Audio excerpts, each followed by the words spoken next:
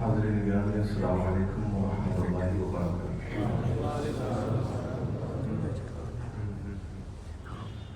الحمد للہ رب العالمین والذی هو قیوم السماوات والارضین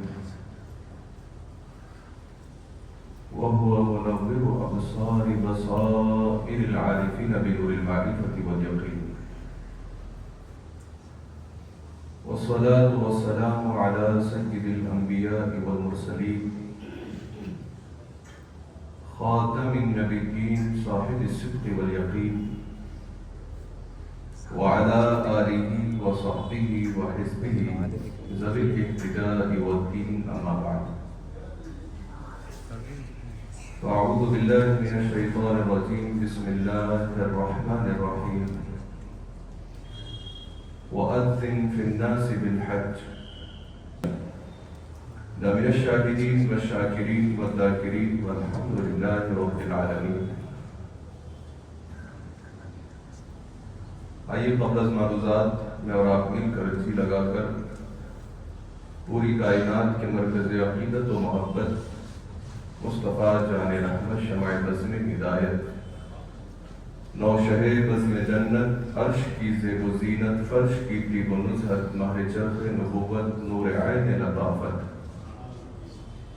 پیغمبر اعظم شفیع اعظم تاجدار دل و حرم سرور سرورم محبوب محبوبہ احمد مجتبی محمد مصطفیٰ ارواحنا فدا صلی اللہ علیہ وسلم کی بارگاہ اقدس میں جی لگا کر درود پاک کی ڈالیاں عقیدت کی تھالیوں میں پیش فرمائیں۔ پڑھیے اللہم صلی علی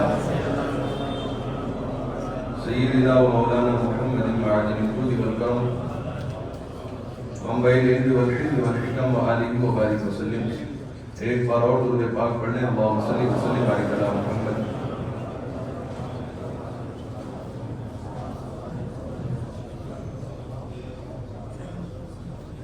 حاضرین گرامی،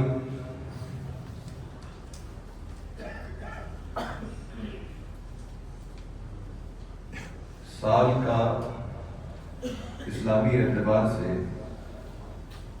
آخری مہینہ جب قریب ہوتا ہے تو بے شمار یادیں اور بہت ساری اپنے دامن میں خوشبوئیں لے کر کے اہل اسلام کے درمیان تشریف لاتا ہے، جس میں اکابر مشائخ کی یادیں تو ہوتی ہی ہیں، ساتھ ہی ساتھ اسلام کے بنیادی ترین شعار اس مہینے کے اندر شامل ہیں، جس میں سے حج مبرور کی سعادت اسی مہینے کی 10ویں تاریخ کو دنیا کے اہل اسلام حاصل کرتے ہیں۔ اللہ تبارک و تعالیٰ نے سورہ حج میں ارشاد فرمایا، اپنے محبوب پیغمبر جنہیں خلیل اللہ علیہ السلام کہا جاتا ہے، رب ان سے ارشاد فرماتا ہے وَأَذِّن فِي النَّاسِ بِالْحَجِّ۔ جب حضرت ابراہیم علیہ السلام نے خانہ کعبہ کی تعمیر مکمل فرمائی، خانہ کعبہ کی تعمیر کے حوالے سے اسلامی تاریخ ہمیں یہ بتاتی ہے کہ تقریباً تاریخ میں 10 مرتبہ خانہ کعبہ کو بنایا گیا۔ سب سے پہلے خانہ کعبہ کی تعمیر کرنے والے سیدنا آدم علیہ السلام، دور بدلا، عمارت کے اندر کچا پن آیا، ٹھہراؤ میں کمی آئی، جڑیں کمزور ہونے لگی، تو اس کی تعمیر اس سے پہلے فرشتوں نے کی، حضرت آدم علیہ السلام نے فرمائی۔ پھر اس کے بعد جب ایک وقت آیا کہ اس کو پھر بنانے کی اللہ کی جانب سے حکم کی تعمیر کرتے ہوئے سیدنا ابراہیم علیہ السلام نے اس مقدس گھر کو ازسر نو تعمیر فرمایا، اور ایک پتھر کے سہارے سے آپ نے اس عظیم الشان گھر کی اینٹوں کو بتدریج رکھا، درجہ بدرجہ، اور خوبصورت شکل میں اس عمارت کو تعمیر فرمایا۔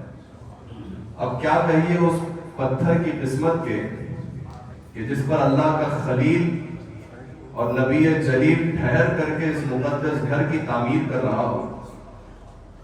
اب اس پتھر نے بھی موقع کو غنیمت جانا، اور حضرت ابراہیم خلیل اللہ علیہ السلام کے مقدس قدمان نازنین کو ہمیشہ کے لیے اپنے سینے میں بٹھا دیا۔ بولے تاریخ تو دہراتی چلی جائے گی، لیکن میں اس تاریخ کا ایسا شاہد اور گواہ بن جاؤں گا کہ کائنات کا کوئی ایسا فرد مجھے دیکھنے کے بعد تاریخ اسلام کو نہیں جھٹلا سکتا۔ تو اس عظیم پتھر نے نہ صرف اسلامی تاریخ کی حفاظت کی بلکہ عقیدہ اسلام کی بھی حفاظت کی۔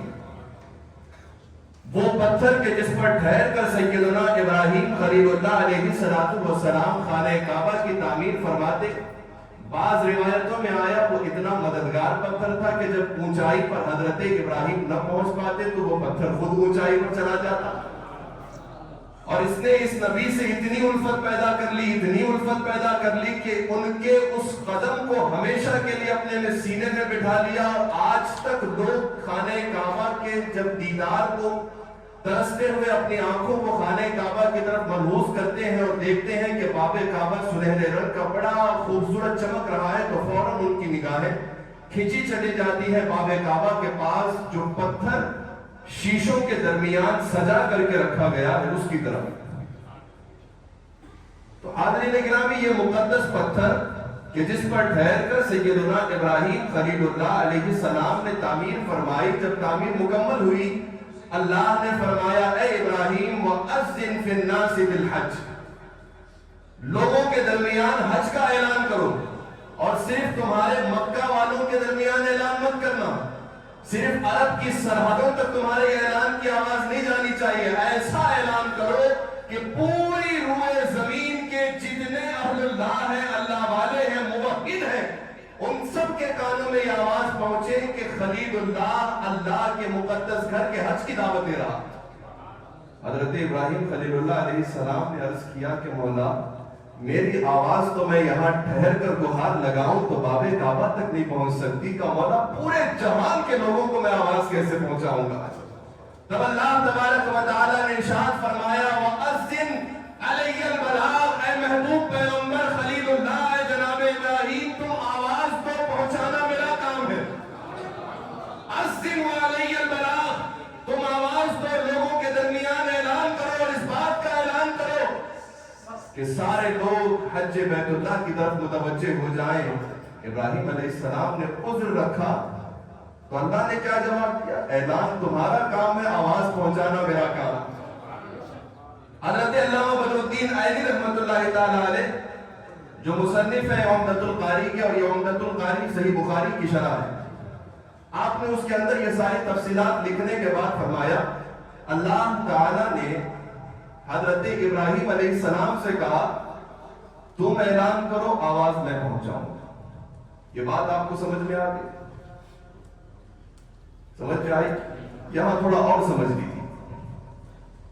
حضرت ابراہیم علیہ السلام نبی ہیں، طاقت و اختیار والے ہیں، اور اللہ کی بارگاہ میں ایسے چہیتے ہیں کہ اللہ نے مقام خلت سے جناب ابراہیم کو سرفراز فرمایا، کلوزسٹ فرینڈ ہونے کا اعلان کیا کہ تم اللہ کے خلیل ہو۔ تو جب ولی اللہ کو اللہ طاقت دے تو آپ ٹھہر کر کے ایک لمحہ یہاں غور کیجئے، بغداد کا منبر ہے، بغداد کا منبر ہے، ٹھہرا ہوا شخص اور جانی پہچانی ہوئی شخصیت عبد القادر جیلانی غوث العظم کی ہے، اور اسی منبر سے غوث اعظم نے بغیر مائک، بغیر کسی اسپیکر کے سہارے کے، بغیر کسی سوشل نیٹ ورک کے سہارے کے اعلان کیا قدمی ہذہ علی رقبتی کل ولی اللہ، سنو اے جہان کے ولیوں، میرا یہ قدم ساری دنیا کے ولیوں کے گردنوں پر رکھ دیا گیا۔ کوئی سوچنے والا سوچ سکتا ہے ٹھہرے ہیں بغداد کی مسجد کے اندر اور کہہ رہے ہیں پورے دنیا کے ولیوں کو، تو روایتوں میں آیا جب غوث پاک اعلان کر رہے تھے تو آواز صرف بغداد کے منبر سے مسجد تک نہیں پھیل رہی تھی، اللہ نے جناب غوث کی آواز کو وہ سطوت و طاقت عطا فرمائی، دنیا کے جس کونے میں جہاں اللہ والا تھا سب نے بیعت کو غوث اعظم کی آواز سنی اور لبیک کہا۔ تو سب تک آواز پہنچانے والا کون؟ بولو۔ لیکن لوگ کہتے ہیں کہ ایسا کیسے ممکن ہے؟ بغداد معلیٰ کی سرزمین پر بیٹھ کر میرا محی الدین عبد القادر جیلانی یہاں بیٹھ کر پوری دنیا کے ولیوں کو کیسے سنا سکتے ہیں؟ تو ہمارا پیغام ہے تاریخ حج کی پڑھو. کہنے والا پکارنے والا خلیل اللہ ہے، اور جب انہوں نے کہا کہ مولا میری آواز تو دور تک نہیں جا سکتی، تو اللہ نے کہا اے ابراہیم آواز دینا تیرا کام ہے، پوری روئے زمین کے کونے کونے میں پہنچانا تیرے رب کا کام ہے. تو جو شخص نبی اللہ کی قدرت کو مانتا ہے اسے ولی اللہ کی قدرت پہ اعتراض کرنے کا حق نہیں ہے. اس وجہ سے کہ جب نبی کو اللہ اختیار دیتا ہے تو ولی کو بھی دے سکتا ہے. اسی لیے حاضرین گرامی، یہ جو رسول پاک علیہ السلام کا مقدس دین ہے، اس کے ہر ایک چیپٹر میں ایک نیا درس، ایک نئی حقیقت کا انکشاف ہوتا ہے. بس عقل والوں کو تیری آنکھ والے تیری جوبن کا تماشا دیکھیں، دیدائے کور کو کیا ہے نظر کیا دیکھیں. جنہیں اللہ نے حقیقت کی آنکھ دی ہے وہ سمجھ لیتے ہیں، لیکن جن کی آنکھوں پر باطل کا چشمہ لگا ہوا ہے انہیں کچھ نہ دکھائی دیتا ہے اور نہ وہ دیکھنے کی کوشش کر سکتے. جب حضرت ابراہیم علیہ السلام نے کہا تو اللہ تعالیٰ نے فرمایا اعلان کرو. اب حضرت ابراہیم کہتے ہیں کہ مولا میں کیا کہہ کے اعلان کروں؟ تو اللہ نے کلمہ بھی سکھایا، کہو یا ایھا الناس کتب علیکم الحج الی البیت العتیق. یہ الفاظ کے ساتھ لوگوں میں اعلان کرو کہ اے دنیا کے لوگوں، تم پر حج ضروری قرار دے دیا گیا ہے، آؤ تم اللہ کے سب سے قدیم گھر کی طرف، سب سے پہلے اور پرانے گھر کی طرف. جب یہ اعلان حضرت ابراہیم خلیل اللہ نے کیا، پوری دنیا کے کونے کونے میں حضرت ابراہیم خلیل اللہ علیہ السلام کی آواز پہنچ گئی، اور اسی وقت سب لوگوں نے سنا. اب آؤ اس سے کمال اور حیرت کی بات بتاؤں. دنیا میں آنے کے بعد لوگ سمجھتے ہیں کہ میں حج کر رہا ہوں، 50 سال کے بعد میں نے حج کیا، 40 سال کے بعد کیا، یا کسی کا بچہ پیدا ہوا تھا، ماں باپ جا رہے تھے تو 2 مہینے کے بچے کو بھی حج پہ لے کے چل بسے. لیکن جب حضرت ابراہیم علیہ السلام نے اعلان کیا یا ایھا الناس کتب علیکم الحج الی البیت العتیق، اے لوگوں تم پر اللہ کے سب سے قدیم گھر کی طرف حج کے لیے جانا ضروری قرار دے دیا گیا ہے. علامہ بدر الدین عینی رحمۃ اللہ تعالی علیہ شارح بخاری کہتے ہیں کہ جب حضرت ابراہیم یہ اعلان کر رہے تھے، دنیا میں جو لوگ زندہ تھے وہ تو سن ہی رہے تھے، جو آئندہ پیدا ہونے والے ہیں وہ بھی اپنے باپ کی سلبوں میں کہہ رہے تھے لبیک اللہم لبیک. جو اپنی ماں کی کوکھ میں بھی موجود تھے، آنے والے تھے، وہ بھی سن کر کہہ رہے تھے لبیک اللہم لبیک. اور سنو اس کے بعد شارح بخاری کہتے ہیں کہ جس نے اپنے باپ کی سلب میں، اپنی ماں کی کوکھ میں اور دنیا میں آنے سے پہلے اپنے اس حال کے اندر اعلان سن کر لبیک کہا، دنیا میں آیا تو اللہ نے اسے حاجی بنا دیا. یہ اس لبیک کا نتیجہ ہے جو ماؤں کی کوکوں میں اولادوں نے کہا تھا اور باپوں کی سلبوں میں اولادوں نے کہا تھا. اس وقت کے لبیک کی صدا آج دنیا میں حاجی بنا رہی. اور اس کے بعد حضرت شارح بخاری کہتے ہیں کہ نہ صرف اس زمانے کے، نہ صرف حضرت ابراہیم خلیل اللہ کے اس زمانے کے، بلکہ قیامت تک جتنے لوگ حاجی بننے والے تھے، سارے لوگوں نے اس وقت خلیل اللہ کے جس کلمے پر لبیک کہا وہ سب دنیا میں حاجی بن گئے. اللہ تعالیٰ کا کتنا بڑا کرم ہے، حاجی بنانے والا اللہ رب العزت. لیکن روایت میں آیا ابراہیم خلیل اللہ کے اعلان پر جس نے جواب دیا وہ حاجی بنا، اور جو اس وقت خاموش رہا وہ حاجی نہ بن پایا. دنیا میں وہ ایسے ہی پیسے کماتا رہا، بٹورتا رہا، دیتا رہا، کھاتا رہا اور دنیا سے چل بسا. ساری زندگی 80 سال کی عمر تک گزار کے چلا گیا، لیکن حج کی توفیق نہ دی. بنانے والا تو اللہ ہی ہے، لیکن لبیک کہنے والے دنیا میں حاجی بن رہے ہیں، اور خلیل اللہ کے اعلان پہ خاموش رہنے والوں کو حج کی توفیق نہیں ہو رہی. فرق کیا ہے؟ فرق یہی ہے کہ جب اللہ والا پکارے تو اس کی پکار کو ہلکے میں مت لینا، کیونکہ عام لوگوں کی پکار اور ہوتی ہے، خدا والوں کا بلاوا اور ہوتا ہے.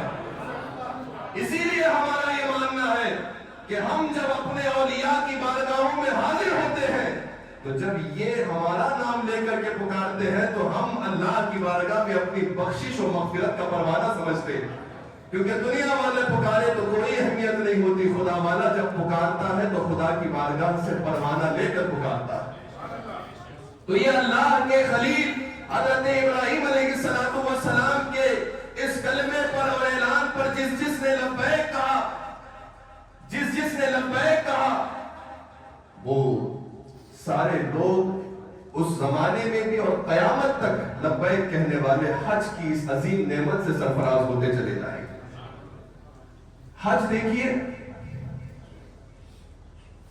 کہنے کو ایک بہت عظیم عبادت ہے اور ماننے کو اللہ کی بارگاہ تک پہنچنے کا بہت بڑا ذریعہ ہے، لیکن حج، پورا حج کسی نہ کسی اللہ والے کی یاد ہے، پورا حج کسی نہ کسی اللہ والے کی یاد ہے۔ آپ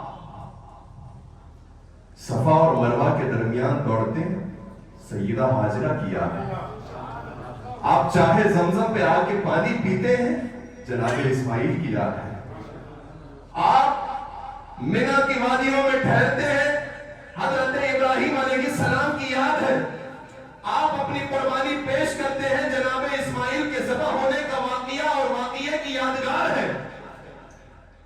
غرضے کہ پورا حج اللہ والوں کی یاد سے سمٹا ہوا ہے۔ اسی لیے جب تک خدا والوں سے بندہ نزدیک نہیں ہوتا تو وہ حج بھی مکمل نہیں کر سکتا،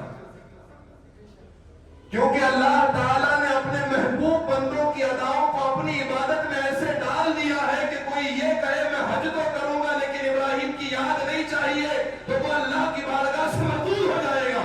کوئی حج کہے کہ میں اللہ کے لیے کر رہا ہوں، لیکن جیسی قربانی کی ادائیں جناب ابراہیم علیہ السلام نے اسماعیل علیہ السلام کے نازک حلق پر چھری رکھ کے کی تھی، وہ ادا کو میں یاد نہیں کروں گا تو اس کی عبادت مردود ہو جائے گی۔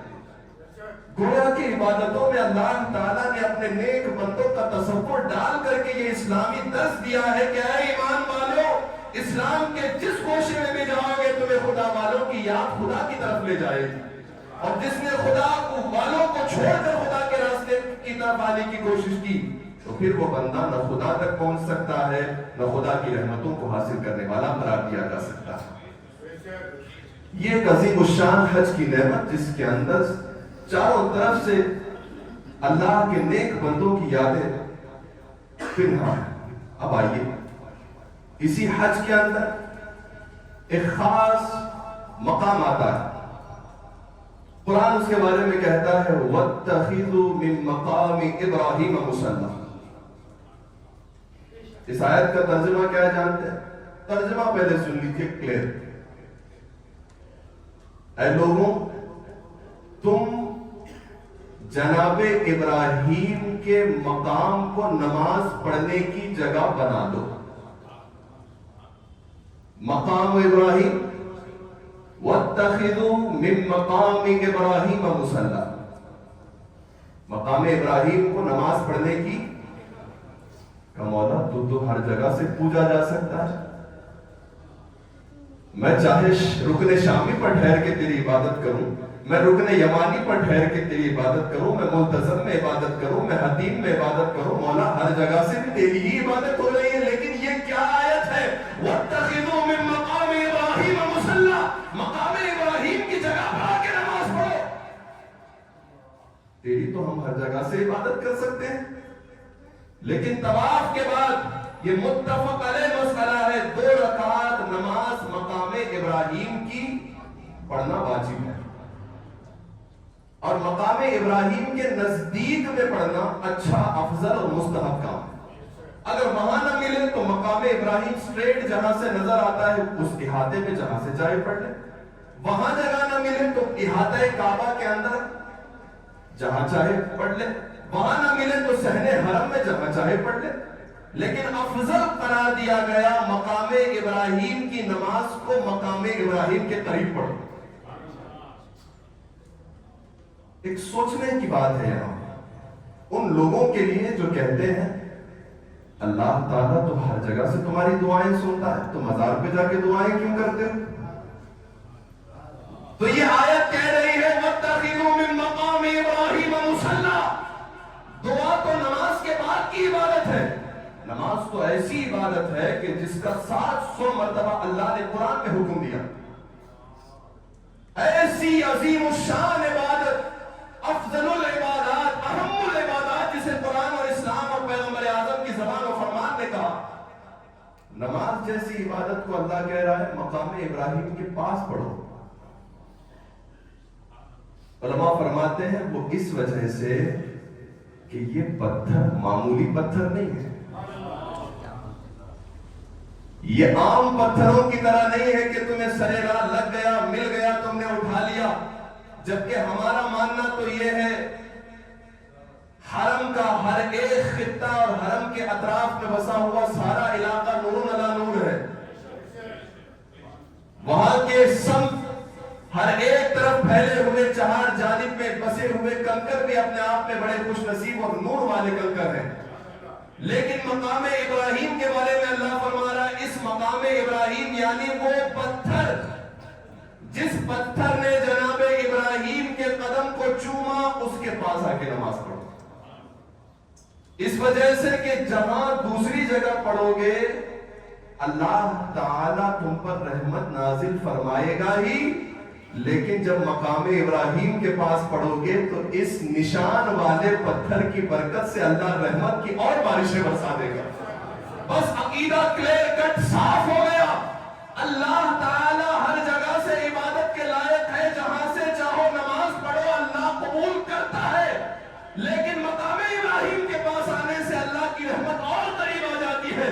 ہم نے کہا بس یہی اولیاء اللہ کے مزار کا مسئلہ ہے. پہلی بات تو یہ ہے کہ جب نماز جیسی عبادت کو حضرت ابراہیم کے قدموں کے پاس، اور قدموں بھی نہیں قدموں کے نشان کے پاس آ کے پڑھے تو اللہ کی رحمت نزدیک آ جاتی ہے. تو جہاں سراپا اللہ والا قبر میں آرام کر رہا ہے، اگر اس کی مزار کے پاس آ کے بندہ دعا کرے تو پھر اللہ کی رحمت دیر نہیں لگاتی، فوراً اسے قبول کر لیا کرتی.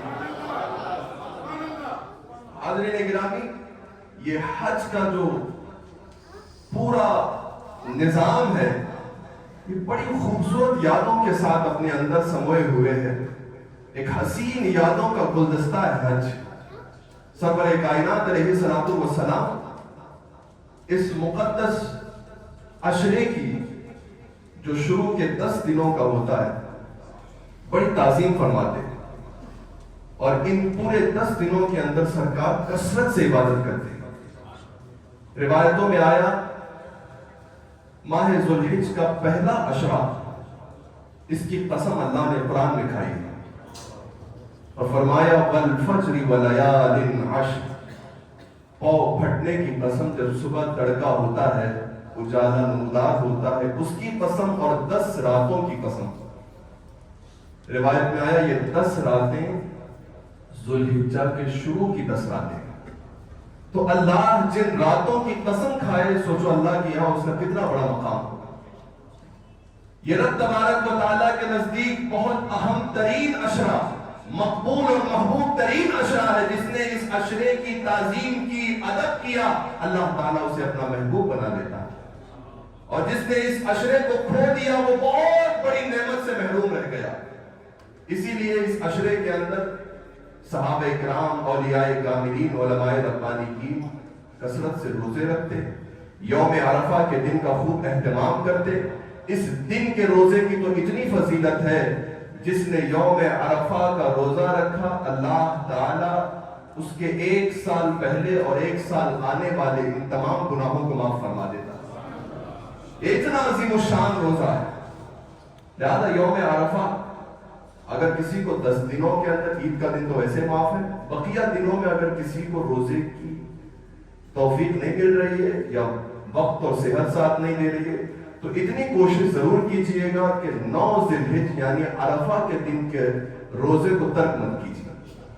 کیونکہ عرفہ کے دن کا روزہ فرمایا گیا حاجیوں کے لیے عرفہ کے دن کی رات لیلۃ القدر سے بڑھ کر کے، اور یہ ایسا عظیم الشان دن ہے کہ جس دن اللہ تعالیٰ گھڑی گھڑی لاکھوں کروڑوں کی مغفرت فرماتا ہے. اتنا عظیم الشان دن.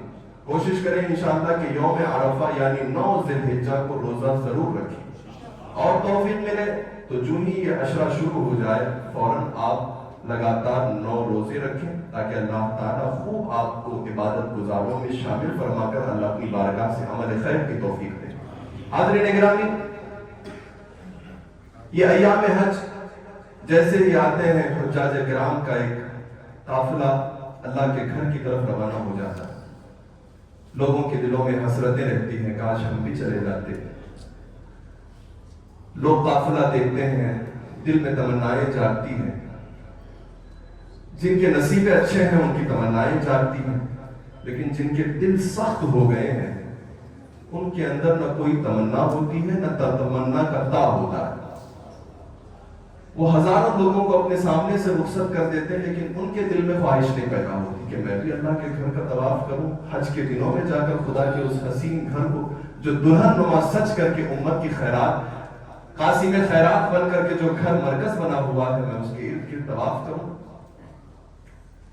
تو یہ حج کا وقت آتا ہے، بہت سارے لوگ حج کے لیے روانہ ہو جاتے ہیں، لیکن رفیقان ملت، حج پر جانے والوں میں ویسی ہی تعداد بہت زیادہ ہے اس زمانے کے اندر جس طریقے سے عمرہ پر جانے والے محض ایک ٹور کی حیثیت سے جا کر کے آ رہے ہیں، ایسے ہی حج پہ جانے والوں کا کردار بھی اب محض ایک ٹورسٹ کی طرح ہو گیا۔ وہ جاتے ہیں، اپنے کھان پان کا خیال رکھتے ہیں اور اپنے سونے اور آرام کا خیال رکھتے ہیں، حتیٰ کہ بعض لوگ تو اتنے لاپرواہ ہو جاتے ہیں، پورا دن کمرے میں سوتے رہتے ہیں اور انہیں توفیق نہیں ملتی کہ سامنے حرم میں وہ جا کر کے 1-2 رکعت نماز ہی پڑھ کے آ جائے۔ ایسے بھی لوگ اپنی کم ظرفی کا دکھاوا وہاں کرتے ہیں اور اپنی حیثیت بتاتے ہیں کہ میرا تو وہاں بھی کچھ نہیں ہو رہا تھا اور یہاں بھی کچھ نہیں ہو رہا، اس وجہ سے کہ جس کو خدا کے گھر میں جا کر کے بھی اچھے عمل کی توفیق نہ ملے تو پھر اسے کیا ملے گا؟ اللہ تبارک و تعالیٰ کے نور برساتے گھر میں جا کر کے بھی اگر وہ نور والا نہ بن سکا تو کائنات میں کس جگہ جا کر کے وہ نور والا بنے؟ خدا کے رسول اور نور والے آقا کے دہلیز پر بھی جا کر کے وہ ادب والا نہیں بن سکا تو پھر وہ کہاں سے مؤدب اور بخشش کا پروانہ لے کر کے آئے گا؟ تو یہ حج کا وقت آتا ہے، اس کی بنیاد پہ اگر غور کیا جائے تو بنیادیں اس کی یہ بتاتی ہیں، وہ یہ ساری عادتیں پیدا ہونے کا ایک مین ریزن یہ ہوتا ہے کہ بہت سارے لوگ حج پہ جاتے وقت مال کی رعایت نہیں کرتے کہ کس مال سے میں جا رہا ہوں۔ دیکھیے، اگر مال حرام کسی کے پاس ہے تو فقہا اور علماء فرماتے ہیں حرام کے مال سے حج پہ جانا بھی حرام ہے۔ تو حرام کا مال اکٹھا کر کے آدمی حج پہ جا کر کے جائے تو پھر اس کے لیے تو یہ کہاوت بھی نہیں فٹ ہو سکتی کہ 100 چوہے کھا کے بلی حج کو چلی، کیونکہ وہ تو چوہے کھا کر کے جا رہی ہے، یہ تو چوہے رکھ کے جا رہا ہے کہ پھر آ کے کھاؤں گا۔ تو وہ لوگ جو مال حرام رکھے بھی ہوئے ہیں اور مال حرام کے ذریعے سے ہی حج پہ جا رہے ہیں تو ان کو کیا توفیق ملے گی کہ وہ اچھے بن کر کے آئیں؟ انہیں کوئی توفیق نہیں ملنے والی ہے، اور وہ حج مقبول نہیں ہے، وہ حج مردود ہے۔ حج مقبول کے لیے سب سے پہلے جس مال سے جا رہے ہو اس مال کا پاکیزہ ہونا ضروری ہے۔ جس کا مال پاکیزہ نہیں ہے وہ ایسے 1 یا 10 یا 100 حج بھی کر لے گا تو اللہ کی بارگاہ میں ایک حج مقبول ہونے والا نہیں۔ مال کا بڑا پاک ہونا حج کے لیے ضروری ہے، اسی لیے جس کا مال ناپاک ہے اس کا حج بھی قبول نہیں ہے اور اسے حج پہ جانا ہی حرام ہے۔ اس کے لیے راستہ ایک ہے، پورا حرام مال پاک کرے، پھر حلال کمائے، پھر ان پیسوں سے وہ حج کو جائے۔ رفیقان ملت، دوسری وجہ یہ ہے کہ بعض لوگ اچھے مال کا تو اہتمام کرتے ہیں لیکن حج پہ جانے سے پہلے مینٹلی طور پر پریپیئر نہیں ہوتے اور فزیکلی طور پر اپنے آپ کو تیار نہیں کرتے کہ مجھے حج پہ جانا ہے، وہاں یہ کرنا ہے، یہ کرنا ہے، یہ کرنا ہے۔ اپنا شیڈیول تیار نہیں کرتے، ارکان کیسے ادا کرنا ہے وہ نہیں سیکھتے، اچانک رات اٹھے صبح پلین میں بیٹھے نکل گئے، جیسے مانو خواب میں کوئی انہیں آ کر کے سارا حج کا طریقہ سکھا دے گا۔ ایسے تو نہیں ہونے والا۔ حج ایک عظیم الشان پریکٹس کا نام ہے کہ جس کے اندر بہت سارے ارکان آپ کو کرنے پڑتے ہیں۔ 8 ذوالحجہ سے شروع ہوتا ہے، 12 ذوالحجہ پر یہ مقدس سفر حج کا ختم ہو جاتا ہے۔ اور کسی کا 13 پر ختم ہوتا ہے. تو حاضرین گرامی 8 9 10 11 12 یہ 5 دن میں مجھے کیا کرنا ہے؟ جب جانے والے کو وہی پتا نہیں ہے تو وہ کیا حج کرے گا اور کیسے کرے گا؟ یہ وہ جانے، اس کا خدا جانے. ظاہری طور پر یہی سمجھ میں آتا ہے جب آپ کوئی ایگزام دینے کے لیے بھی جاتے ہو تو پریپریشن ضروری ہے. جب آپ حج کے لیے جا رہے ہو، اتنا بڑا فریضہ انجام دینے کے لیے جا رہے ہیں، تو پھر بغیر تیاری کے آدمی میدان میں اتر رہا ہے اور یہ سوچ رہا ہے کہ بازو والے کا دیکھ دیکھ کے کر لوں گا، تو پھر بازو والے کا دیکھنے تک تو ٹائم نکل جائے گا، اور پھر وہ سمجھنے تک تمہارے دماغ اس وقت کام کرے نہ کرے، یہ کون سا عمل ہے، یہ واجب ہے، فرض ہے، یہ رکن ہے، اسے چھوڑو گا تو کیا کرنا پڑے گا، دم کب لازم آئے گا، احرام کی حالت میں کون سی چیز ممنوع ہے، کون سی چیز جائز ہے، کب یہ احرام اتارنا ہے، کس حالت میں مجھے رہنا ہے. جب یہ ساری باتیں حاجی کو پتہ ہی نہیں ہوں گی تو پھر وہ حج کیسے کرے؟ اسی لیے بہت سارے لوگ یوں ہی چلے جاتے ہیں اور جیسے گئے ویسے ہی واپس آتے ہیں. بزرگان دین نے فرمایا حج جب آدمی حج پہ گیا ہے تو یا تو اس کا حج مقبول ہوگا یا تو مقبول نہیں ہوگا. دو ہی باتیں ہیں، بیچ کا تو سوال نہیں ہے. یا تو وہ حج مقبول ہے یا تو وہ حج مردود ہے. بزرگان دین فرماتے ہیں حج اگر مقبول ہوا ہے تو اس کی علامت یہ ہے کہ حاجی کا کردار بدلا ہوا نظر آئے گا. حج اگر مقبول ہوا ہے تو اللہ آنے والے حاجی کے دل کو نرم کر دے گا کہ جب وہ کسی کو مصیبت میں دیکھے گا تو بھلے وہ حج سے پہلے سخت دل تھا، لیکن جب حج کر کے آیا اس کا دل کہے گا میں اس کی مدد کروں.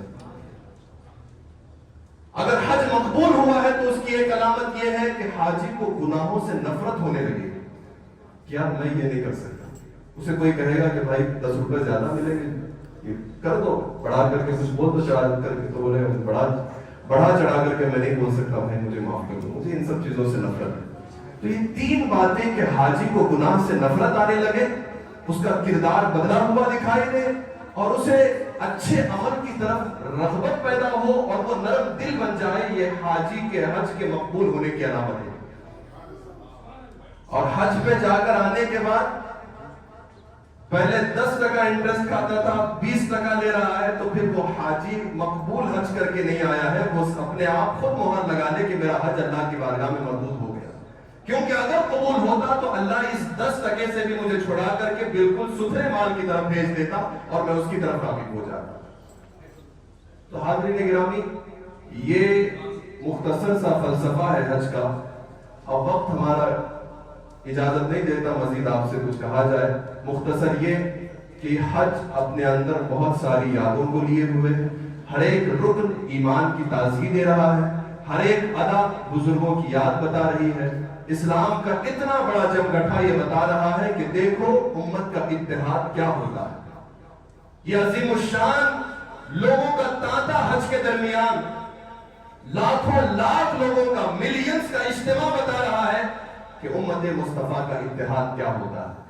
اور امت اگر متحد ہو گئی تو انقلاب کیسے آتا ہے. تو حج اتحاد امت کا پیغام ہے. حج بزرگوں کی یادوں کی تازہ بہاریں لے کر آتا ہے. حج اللہ کی قربتیں پیدا کرنے کا راستہ ہے. اب مزید سن لیجئے، بہت سے لوگ فرض ان پر حج کب کا ہو گیا لیکن وہ حج ہی نہیں کر رہے.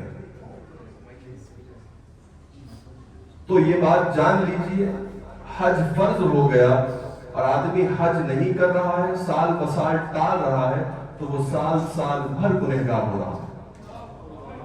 کیونکہ جس سال حج فرض ہوا اسی سال کرنا چاہیے. اگر اس سال کسی قسم سے تکلیف آ گئی تو آئندہ سال ضرور کرے. جیسے سال آگے بڑھتے جاتے ہیں ویسے آدمی ایک سال کا گنہگار ہو رہا، ہر دن کا گنہگار ہو رہا کہ اس نے اللہ کے گھر کے مقدس حج کو چھوڑ دیا، اس نے اللہ کے تقربات کی منزل کو چھوڑ دیا، اس نے خدا کے گھر کی طرف جانے کے ارادے کو ترک کر دیا. تو حاضرین محترم، اور ساتھ ہی ساتھ علماء نے لکھا فاسق صرف وہ آدمی نہیں ہے جو داڑھی کٹاتا ہو، نماز نہیں پڑھتا ہو. جس پر حج فرض ہوا وہ حج نہیں جا رہا ہے، وہ آدمی بھی فاسق ہے. اگر وہ آ کر کے قاضی صاحب کے پاس گواہی دے گا تو اس کی گواہی کو قاضی صاحب یہ کہہ کر کے رد کر دیں گے کہ تجھ پر حج فرض ہوا تھا، تو نے نہیں کیا، تیری گواہی نہیں مانی جائے.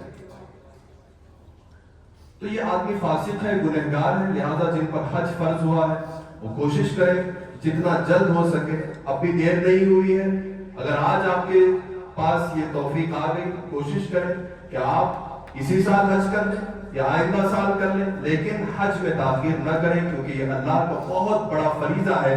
اسلام کی 5 بنیادیں ہیں، ان میں سے ایک بنیادی چیز حج ہے. لہذا اس بنیاد کو جس نے چھوڑ دیا اس نے اسلام کی بنیادوں کو کمزور کر دیا، اس نے اپنے ایمان کی بنیادوں کو کمزور کر دیا. اب حاضرین اکرام ایک آخری بات کہہ کر گفتگو کو ختم کر رہا ہوں، تھوڑا سا وقت زیادہ ہو رہا ہے. بہت سے لوگ آج کل ایک فیشن کی طرف دوڑ پڑے ہیں. کچھ لوگ پیدل حج کر رہے ہیں اور گھڑی گھڑی کی ویڈیوز اپلوڈ کرتے ہیں. کچھ لوگ سائیکل پر حج کر رہے ہیں اور ہر گھنٹے کی ویڈیوز اپنی اپڈیٹ دیتے رہتے ہیں. کچھ لوگ موٹر سائیکل سے حج پہ جا رہے ہیں، پھر وہ اپنی اپڈیٹ دیتے رہتے ہیں اپنے سوشل نیٹ ورکس پر. تو یہ پیدل حج کا تصور قرآن نے بھی دیا. اسی آیت کا اگلا ٹکڑا ہے، پیغمبر اعظم علیہ الصلوۃ والسلام نے حدیثوں میں بھی پیدل حج کی فضیلت بیان فرمائی. تو پیدل حج کرنا بے شک افضل ہے، لیکن عبادت کے اندر اگر ریاکاری شامل ہو گئی، آدمی اپنی ویورشپ کے لیے اور اپنے فیم کے لیے پیدل حج کر رہا ہے، تو پھر یہ حج بھلے کتنی تھکن سے چور ہو، بھلے وہ اپنے جسم کو کھپا رہا ہو، اپنی زندگی کے لیل و نہار کاٹ کر کے اپنے بدن کو کتنی ہی سخت گرمی سے جھلسا کر کے راہ حج پر نکلا ہو، لیکن اگر اس کے ارادے کے اندر اللہ کو دکھانا نہیں، اغیار کو دکھانا ہے، مخلوق خدا کو دکھانا ہے، ان کو بتانا ہے کہ میں سائیکل کے ذریعے سے حج پہ جا رہا ہوں، میں پیدل حج پہ جا رہا ہوں، تو پھر یہ حج ریاکاری کی بنیاد پر اللہ کی بارگاہ میں قبول ہونے والا نہیں کہتا ہے. کیونکہ یہ آدمی دنیا والوں کو دکھانے کے لیے جا رہا ہے، جبکہ اللہ والوں نے خود امام حسن مجتبیٰ نے 25 حج چل کر کے کیے. حضرت سفیان ثوری نے بصرہ کی سرزمین سے عازم سفر ہو کر کے پیدل حج کیا. حضرت رابعہ بصریہ علویہ رضی اللہ تبارک و تعالی عنہا نے پیدل حج کیا تو کیا، ننگے پیر حج کیا. بزرگوں کی داستانیں ہیں پیدل چلنے کی، لیکن ان کے دل میں صرف ایک ارادہ ہوتا تھا کہ میرا رب مجھے دیکھ رہا.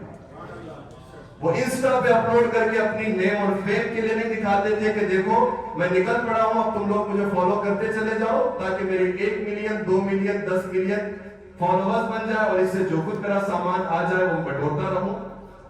تو یہ جو لوگوں نے ایک نت نئے طریقے نکالے ہیں، اسلام کی خوبصورتی یہ ہے کہ اسلام اخلاص چاہتا ہے کہ آپ لوگوں سے ختم ہو کر کے جب خدا کے گھر کو جا رہے ہو تو خدا کو دکھاؤ کہ میں تمہاری طرف آ رہا ہوں.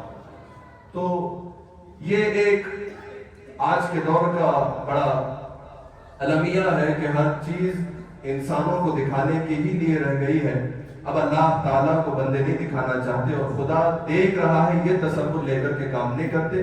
لہٰذا ہمیں اور آپ کو چاہیے کہ ہم اللہ رب العزت کی رضا کے لیے کریں اور اس کی رضا کے لیے حج کی سعادت بٹورنے کے لیے اپنے دل میں پختہ ارادہ کر کے صاحب مال اور حیثیت والے لوگ جلد از جلد کمر بستہ ہو کر کے حج کی تیاری کریں. زندگی کا کوئی بھروسہ نہیں، آج میں ہوں کل رہوں گا نہیں رہوں گا، اس سال ہوں اگلے سال میں رہوں گا نہیں رہوں گا. جتنا جلد ہو سکے جن پر حج فرض ہے وہ حج ادا کر لیں اور اس مقدس عشرے کی خوب تعظیم کریں. اس عشرے کے اندر رحمتیں بٹوریں، روزے رکھیں، تسبیحات پڑھیں اور یوم عرفہ کا روزہ کوشش کریں کہ کسی صورت آپ سے قضا نہ ہو. اللہ تعالی ہم سب کو کہنے سننے سے زیادہ عمل کرنے کی توفیق عطا فرمائے. دونوں جہان کی عزتیں اللہ ہمیں عطا فرمائے. وما توفیقی الا باللہ وآخر دعوانا الحمدللہ.